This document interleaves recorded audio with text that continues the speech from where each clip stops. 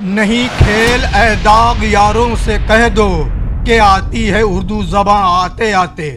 سوچئے ایک ایسا شاعر جس کے اشعار آج بھی محبت کرنے والوں کی زبان پر ہیں، ایک ایسا فنکار جس کی اردو کو لوگ اردو کی اصل مٹھاس قرار دیتے ہیں، اور ایک ایسا انسان جس نے بچپن میں باپ کی پھانسی دیکھی، جوانی میں اپنوں کو کھو دیا، مگر اپنے غموں کو شاعری کے ایسے موتیوں میں پرو دیا کہ صدیوں بعد بھی لوگ انہیں سینے سے لگائے ہوئے ہیں۔ دوستو، آج کی محفل سجی ہے اردو غزل کے اس بے تاج بادشاہ کے نام، جسے دنیا داغ دہلوی کے نام سے جانتی ہے۔ اردو ہے جس کا نام ہمیں جانتے ہیں داغ، ہندوستان میں دھوم ہماری زباں کی ہے۔ یہ محض ایک شعر نہیں، یہ اس شاعر کا اعتماد ہے جس نے اردو کو عوام کے دلوں تک پہنچایا۔ ذرا یہ شعر سنیے۔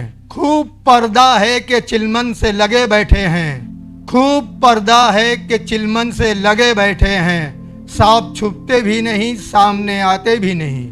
کتنی سادگی، کتنی نزاکت اور کتنی گہری بات۔ شاید یہی وجہ ہے کہ داغ کا کلام خاص سے زیادہ عوام کے دلوں میں گھر کر گیا۔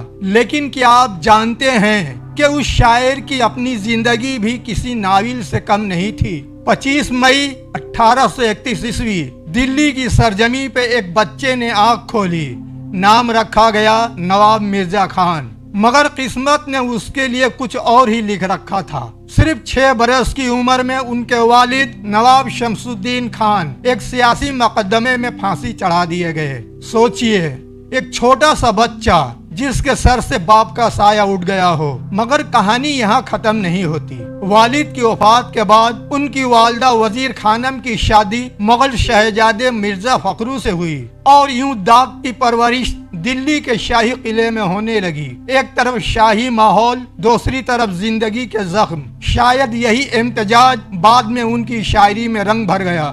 داغ نے اردو کے عظیم استاد ذوق سے اصلاح لی، اور پھر ایسا لکھا کہ زمانہ ان کا گرویدہ ہو گیا۔ یہ شعر سنیے۔ اس نہیں کا کوئی علاج نہیں، اس نہیں کا کوئی علاج نہیں، روز کہتے ہیں آپ آج نہیں۔ کیا سادگی ہے، نہ مشکل فارسی نہ الجھے ہوئے استعارے، صرف دل کی بات دل کی زبان میں۔ اور یہی داغ کا سب سے بڑا کمال تھا۔ ان سے پہلے غزل میں جدائی اور غم کے رنگ غالب تھے، مگر داغ نے غزل میں شوخی، مسکراہٹ اور زندگی کی چاشنی گھول دی۔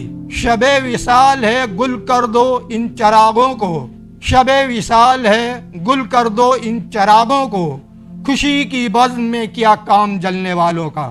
یوں لگتا ہے جیسے شعر نہیں، کوئی دلکش منظر آنکھوں کے سامنے زندہ ہو گیا ہو۔ وقت گزرتا گیا، ماں کا سایہ بھی سر سے اٹھ گیا، اور پھر داغ نے دلی چھوڑ دی۔ ان کا سفر انہیں حیدرآباد لے گیا، جہاں ریاست حیدرآباد کے چھٹے نجاب محمود علی خان نے ان کا بے حد احترام کیا۔ انہیں فصیح الملک اور دبیر الدولہ جیسے القابات سے نوازا گیا۔ لیکن اصل اعزاز تو وہ تھا جو عوام نے انہیں دیا، محبت، عقیدت اور ہمیشہ زندہ رہنے والی شہرت۔ داغ کے شاگردوں میں ایسے نام شامل ہیں جنہوں نے بعد میں اردو ادب پر اپنی مہر شبت کی۔ شاکب لکھنوی، حسرت موہانی اور جگر مراد آبادی جیسے عظیم شاعر ان کے فیض سے مستفید ہوئے۔ داغ کا ایک اور شاہکار سے سنیے۔ خبر سن کر میرے مرنے کے وہ بولے رقیبوں سے، خبر سن کر میرے مرنے کے وہ بولے رقیبوں سے، خدا بخشے بہت سی خوبیاں تھی مرنے والوں میں۔ یہ صرف شعر نہیں، انسانی فطرت کا آئینہ ہے، اور یہی وجہ ہے کہ داغ آج بھی زندہ ہیں۔ ان کے دیوان گلزار داغ اور دیوان داغ آج بھی اردو ادب کے خزانے سمجھے جاتے ہیں۔ دوستو، کچھ شاعر کتابوں میں زندہ رہتے ہیں اور کچھ لوگوں کے دلوں میں۔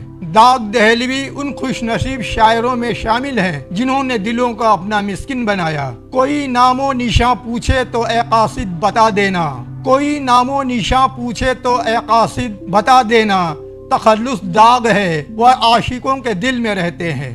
اور شاید اسی لیے آج ایک صدی گزر جانے کے باوجود جب بھی اردو کی مٹھاس، محبت کی نزاکت اور غزل کی خوبصورتی کا ذکر ہوتا ہے تو داغ دہلوی کا نام احترام سے لیا جاتا ہے۔ اب آتے ہیں اس سوال کے جواب کے جانب جو سوال آپ نے تھم نیل پر دیکھا۔ تو داغ دہلوی کی اولاد کے بارے میں مستند تاریخی معلومات بہت محدود ہیں۔ ان کی سمانی عمریوں اور ادبی ماخذ میں ان کی شاعری، زندگی، اساتذہ اور شاگردوں کا تفصیلی ذکر ملتا ہے، لیکن ان کی نسل یا آج زندہ اولاد کے بارے میں واضح اور قابل اعتماد ریکارڈ دستیاب نہیں ہے۔ اس لیے داغ دہلوی کی اولاد آج کہاں ہے، اس سوال کا کوئی قطعی اور مستند جواب موجود نہیں۔ بعض خاندان اپنے آپ کو داغ دہلوی کی نسل سے منسوب کرتے ہیں، لیکن ان دعووں کی تاریخی تصدیق عام طور پر دستیاب نہیں ہے۔ میں ہوں محمد اقبال اور آپ دیکھ رہے تھے آپ کی سوچ۔ ویڈیو پسند آئی ہو تو لائک، شیئر اور چینل کو سبسکرائب کرنا مت بھولیے۔